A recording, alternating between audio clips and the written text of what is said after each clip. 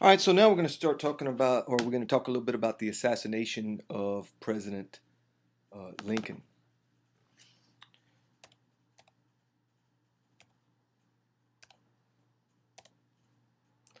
Well, it happened on Good Friday, April 14th.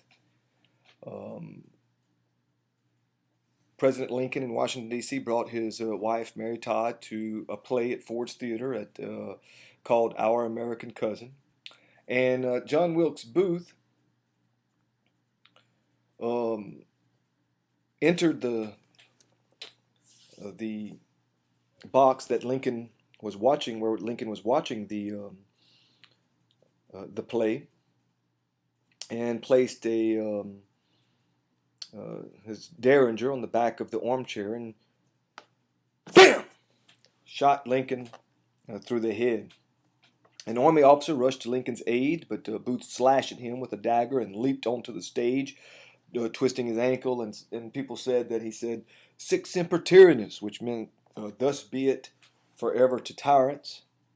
Or some people said that, which is the state motto of Virginia, "Thus be it ever to tyrants."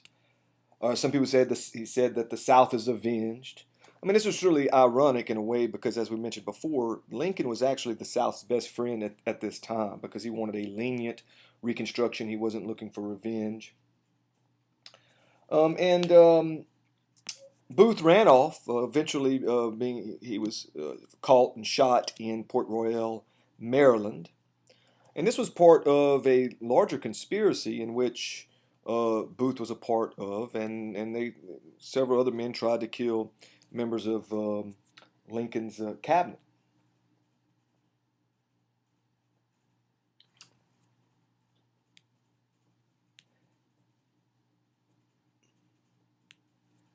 Even President or Vice President Andrew Johnson, um, he was almost assassinated as well. Well, Andrew Johnson becomes the president, and probably no one else, no other president in our history has had humbler origins. And he endorsed Lincoln's plan of Reconstruction. In fact, he was even probably more lenient than Lincoln. Now, what's interesting is that Johnson was a Democrat from Tennessee. I mean, he was born in North Carolina but moved to Tennessee, and that's where he got his political career going. So here he was a Democrat of a southern state, and yet he was Lincoln's vice president. Lincoln did this in order to get more Democrats. He was hoping more Democrats would vote for him in the election of 1864. Johnson stayed loyal to the Union. And the reason he did this was because he grew up very poor and he despised the planter class. This was the group of people that owned the plantations, that owned the majority of slaves. And he felt that the Civil War was really a war that was fought by poor people for the planter class. In fact, one time he even said, damned those planters. He probably said that more than once. And like I said, Johnson had an even more lenient Reconstruction plan than Lincoln. Now, as a result of Lincoln's assassination, I mean, there was a lot of repercussions. It was significant for many reasons.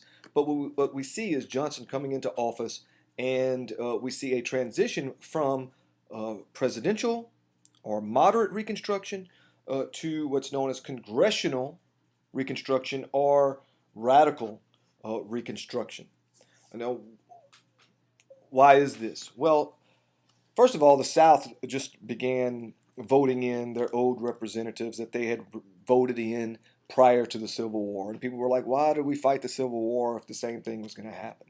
Also, Southern states started passing what's known as black codes, which took away the civil liberties of these freed slaves.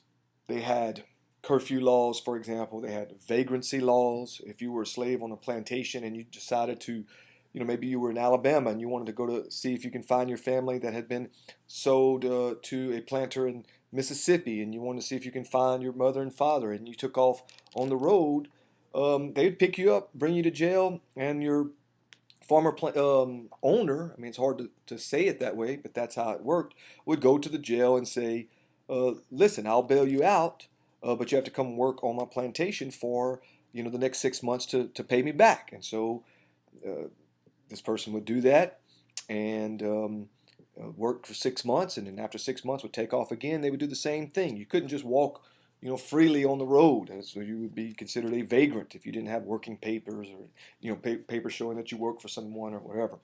And this was a major. A lot of people said, "Well, look, this is not right. This is not working. We fought this war. What for?" Okay. Also, Johnson started vetoing a lot of legislation that was passed. And so people were upset about that. So during the congressional elections of 1866, enough radical Republicans, enough people that agreed with Thaddeus Stevens and Charles Sumner were elected to the House of Representatives and the Senate so that if they passed legislation, they could override with a two-thirds vote in both houses. They could override Johnson's vetoes. Okay, and then this is just a good civic lesson, if nothing else. Is Congress, if they have a large enough majority, all right, obviously will take a lot of power away from the executive branch, because if the executive branch decides to veto something, they can just override those vetoes. And Johnson and so then they were able to pass laws and override any of Johnson's vetoes. So what laws did they pass? Well, we'll talk about that in the next lecture, the Military Reconstruction Acts.